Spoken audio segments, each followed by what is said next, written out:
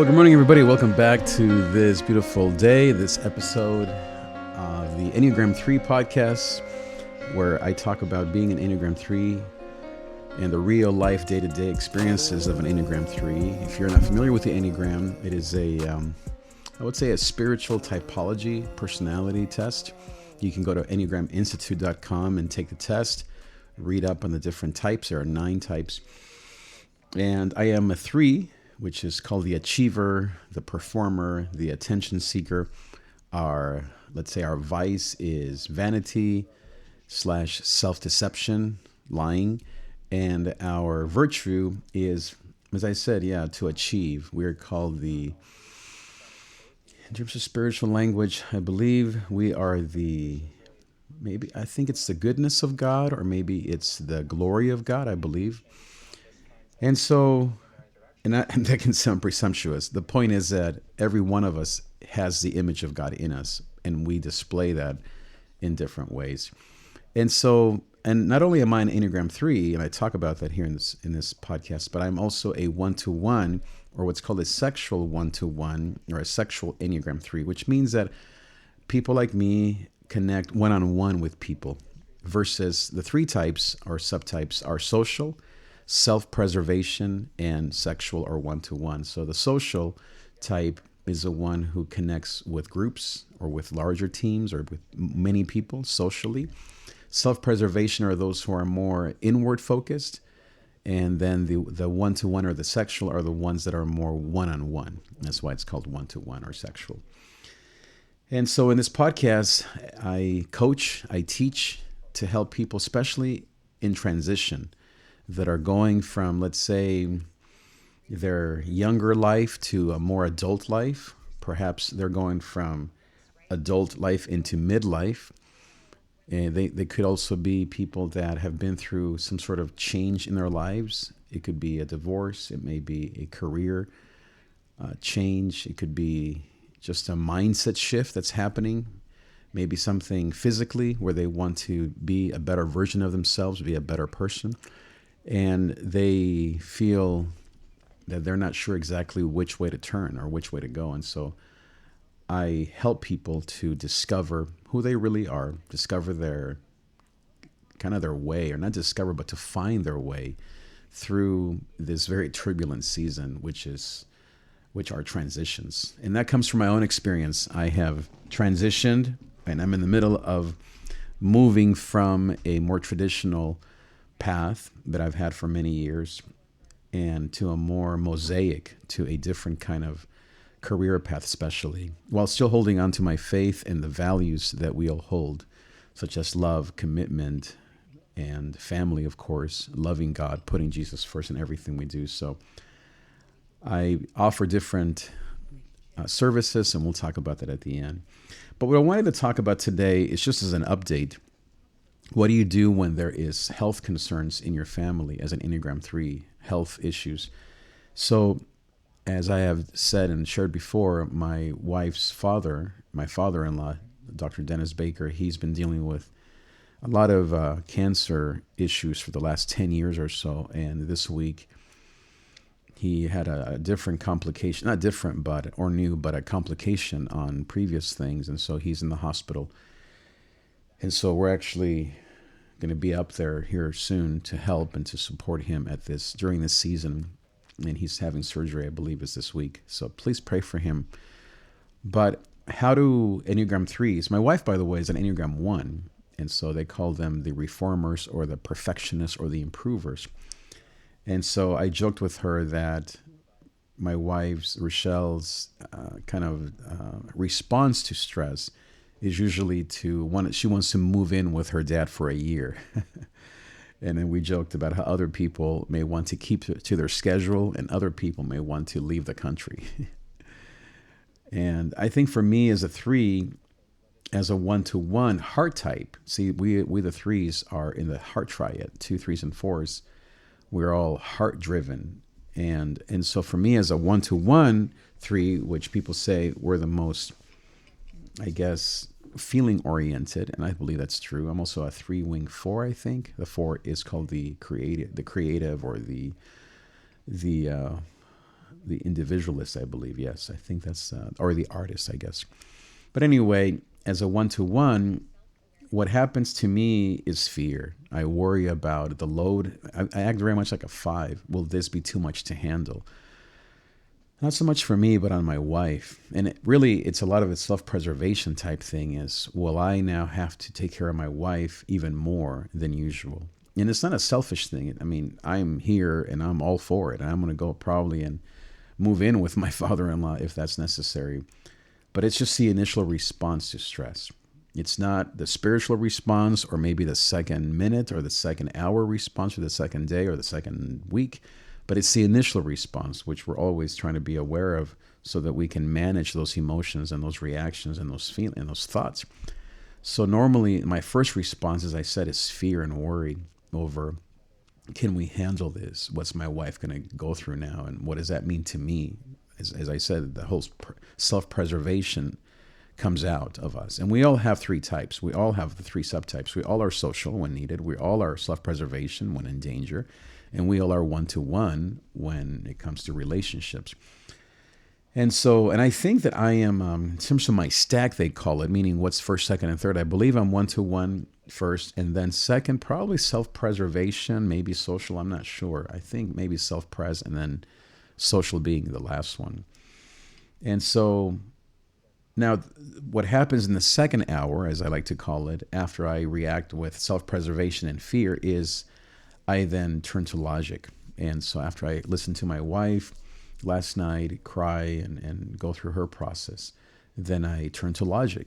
We had a meeting with Dad on the phone, or the 3 sisters did, and I was listening in. And then, there were some concerning things that we heard in that call. But I turned to logic to help my wife logically to think about, okay, here's what's next. Here's what I heard. Here's the good news. Here's some things that are concerning that we need to pray for. And then to reach out to people to pray for us, for Dad. And then to come up with a plan, being that we are going up there. And just committing to the fact that we're going. And then just keeping things loose, holding them loosely. Praying. This morning we got up in the morning, about 6 a.m. like we normally do, and have coffee time. It's a tradition we've had for almost 30 years where we pray together and we read our devotional together, Jesus Calling, and we prayed and we talk a little bit about kind of how to process what's happening with Dad and our feelings and our reactions. Rochelle, as I said, is a 1, and she's in the body triad, so she will react. She will do something. She won't be in her feelings. She won't be in her thoughts. She'll be in her doing. And then often, I try to help her with feelings and with thinking to balance out that reaction, which a lot of times is very important. For example, wanting to go see her dad right away. That's the right thing to do. I just simply am there to help, to think about, okay, when and how, and is this the right time, meaning today versus next week. And just being there for her, to support her. As my dear friend Water Walker, shout out to Larry, he was saying that my role is to support my wife in these times. And as a 3, that comes very natural. Just as a husband, as a man who loves my wife, that comes natural, because obviously it's what we're here to do as men, to provide, to protect, to be present. The 3 P's, as I like to call them. And so that's where my mind goes, is how can I protect my wife? How can I help her? Her love language is also, in terms of the love languages, the 5 love languages, is acts of service. So putting air in her tires, doing the dishes, grocery shopping, doing laundry, all those things that are the things that weigh most on her, because she is a doer and she feels that weight on her shoulders, on top of working and her dad, et cetera, then those are the things that I do. And I also empower or rally the kids to make sure that they're also helping the house and there for my wife with those things. So I think the other part of the 3, the achiever, is that today also, right after we had our coffee time and prayed, is I went back to my Indeed and my churchstaffing.com websites to go over all of my jobs that I'm applying for and keeping up with messaging the people. And I have a couple of Zoom calls today, and I had a Zoom call yesterday. Just staying on top of all those things as a 3, as a provider, as a man, as a husband, as a breadwinner, to stay on top of that while balancing my entrepreneurial adventures and pursuits as a media and music and coach mogul. And so continuing to keep that going.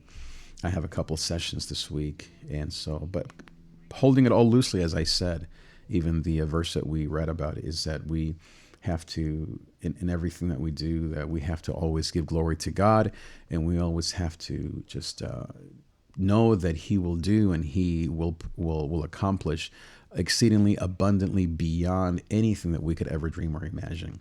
And so trusting that God is the one who's going to do even more than what we expect, that the miracle is already on its way with Dad, that we are, like my friend Joey was saying, shout out to Victorious Records, and Joey, he was saying, I'm already praising God for the good report. And that really is the right attitude to have. And I'm already praising God for the great report that we're going to have with Dad Baker. But as far as the achiever, that's part of what we as threes can do, is to accomplish great things. And so another thing that is, I don't think it's something that's weighing on my wife's shoulders, but it's our Christmas lights. And, as men, we normally put them up. And so normally she does it. She loves the lights, her and our son David. But this year, so today I'm going to go to Lowe's and just get some lights that are for the lawn, kind of outdoor lights, and just pick them up and get them out there so that our house, and really more than even just a house, our whole demeanor, just our mood, right, can be even brighter. And we have our trees and our house is fully decorated, but our lights, I'm not going to expect, of course, my wife to be out there tonight with all that's happening with her dad. So that's part of what a three does. Take care of business, achieve a lot of things at the same time, do great things to, just to be awesome. And it's really natural for us threes. And now I would say the balance to that is the idea of rest. So I did sleep well, but I'm not exercising. It's been now a week or so since I lifted weights and went for a walk. I need to do that today, even though I'm looking at my schedule and thinking, man, I probably need to do that right away here soon before it gets too late. There is an amazing soccer game today at 11. So things like that are on deck. But I think, of course, rest, exercise, eating healthy. I think I'm eating better. I did have a carne asada burrito last night, so that wasn't the best choice, although it was tasty, as you can imagine. But so, yeah, I'm still battling some of those things, but continuing to move forward with that, with diet and exercise and fasting and all those great things. Drinking lots of water. I already had my cup of water, big cup of water, my coffee. I need to have some vitamins. Probably need to go for a walk or a run, etc. And so as far as deceiving and always kind of, as I like to call it, the lie meter, the lying meter, the self-deception meter, where am I deceiving myself? Maybe in some of these jobs, I had a Zoom call, as I said yesterday, and I wonder if that really isn't me, even though there is a possibility there. But I'm also thinking, well, that is some money that's there. I think I can accomplish the task pretty easily. It isn't a 9 to 5. It's more of an entrepreneurial idea, which I don't really need another entrepreneurial plate to spin. But if there is something that is more consistent where I do just have a job, even if it is 5-6 hours a week, then I would rather do that at this point. So that's part of the deceiving. Is that really me? Is that really something I want to do? I also applied to a couple of other jobs even this morning. And there was this one that deals with youth, with not kids, but with young adults. And I think it was like outreach. And so that one felt good. There's a bunch of others that I'm like, okay, come on now. What are you doing there? So that's part of the deception. Whereas maybe some people, like the ones who are very right and wrong types, they would never even apply to something that they don't want, or that it's just not what they're into or they qualify for. The threes, we tend to, as I said with a famous high school story, we want to get every girl, all the girls.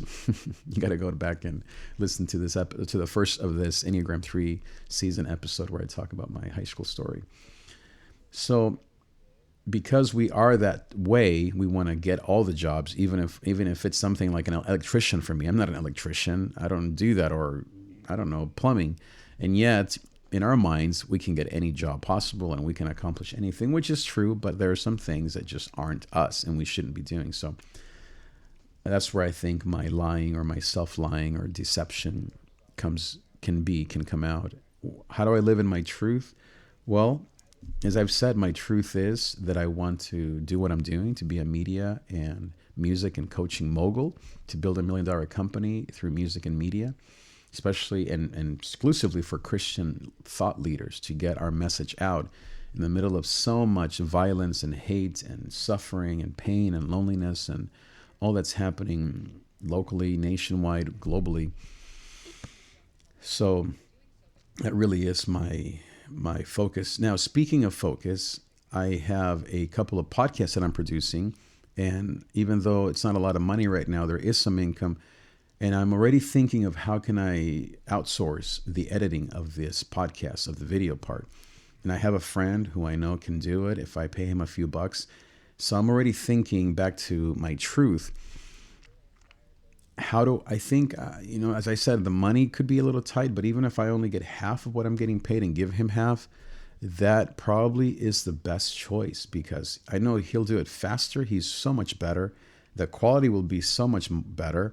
And even if I have a little less money for me, it's going to scale this podcast. It's going to scale the quality of the podcast that I'm producing, and it's going to bring in more customers later down the line. So I'm pretty convinced, and I'm pretty much already there, that I need to outsource that video editing part, which I've known for years that it's not only is it the thing that stresses me the most as far as time, but the reason it stresses me the most is because I'm not very good at it. It's just not where my brain goes in terms of editing video. There are people that truly are creatives and they can do it just no problem. And so I think I'm going to do that. I'm still hesitating a little bit only because of the money, but I know wisdom says, don't worry, outsource it, get a better product back. It's off my list. I can do more of what I love to do, my zone of genius, I like to call it, versus my zone of average or even excellence. I don't think I'm excellent at editing video, but it's worth it. And so that's where my mind is going. So I think that's the update so far as an Enneagram 3 1-to-1. And as I said, if you are someone, speaking of what I offer, that you're in a similar boat and you want someone to guide you through it, who maybe is just 1 or 2 steps ahead of where you're at, then I'm here to help. Maybe you see what God has done with our family. My wife and I married almost 30 years, 27 to be exact, 28 here in August. And how God has blessed us with these 3 kids, and our commitment to having a strong marriage and a strong family. If you feel like you want some of what God has given us as far as the fruit of His labor and of our work, then I would love to be a coach to you. I offer $100 sessions once a week or $75 twice a week, which is what I recommend for most people, especially the first probably 6 months, so they can really get that growth and those gears moving in the right direction. So you can just email me, text me. All the info is at the bottom of this video so we can get started, especially right now before the end of the year, so we can get at least 1 session in through Zoom, phone call, text. That's not really effective, but we can even text. Of course, we can meet for coffee. We can meet one-on-one. We can meet here in my studio. I can come to your work. I can meet at a park. But to get started on that's maybe whatever transition you're going through, you're also wanting to either start a side business or a side hustle. Perhaps it's something more in your relationship with your ex, with a future wife, a future husband. Maybe it is a career change that you're going through, like I went through 2 years ago, a year and a half ago, and you are saying, I need some guidance, I need some tools, I need just some encouragement to keep going down this path. That's really what I am. I'm an encourager with tools. I use 3 different instruments. The Enneagram, as I mentioned, which really helps you understand why you do what you do and how to change accordingly. Second is the Sedona method, which really talks about ending suffering. And then I use the Life Coaching School, LCS method, Life Coaching School, which is called the model, which is very powerful in terms of how our thoughts create our feelings and how to get a hold of our thoughts in Christ. And everything, of course, in the context of faith in Jesus, of biblical deliverance, spiritual healing, which is really the foundation of everything we do. And then maybe another tool that I have been using a lot actually with people in their 30s and maybe 40s, maybe even 50s, is the happiness curve, which is a tool that I use, an instrument, a tool that I use to help. First, it helped me 3-4 years ago. And now I teach this this tool, or I use this tool to help people that are transitioning, that feel like they're unhappy right now, that they used to be really happy a year, 2, 3, 5 years ago. Now they're going through this very unhappy season, but yet they know that happiness is coming. But how do you get through this transition, as I call it, or as Joseph Campbell likes to call it, the atonement, in terms of the hero's journey? It's what Jesus went through at Gethsemane. How do we endure the cross for the joy set before us? Even though there is pain in the night, also comes in the morning. How can you do this well so that you don't lose perspective and lose your life? I don't mean physically, but lose maybe all that you value, all that you love, all that you, or it could be your life even. This obviously is a very serious topic. And so I'm here to help you, support you. You can just click on the links below. Follow me on Instagram at davidTrig. You can DM me there, message me, text me, call me, whatever it may be. Email me even, trig@davidtrig.com, so we can set up a meeting here this week and get going with coaching. So thank you again for being here, and I will see you next time. Adios.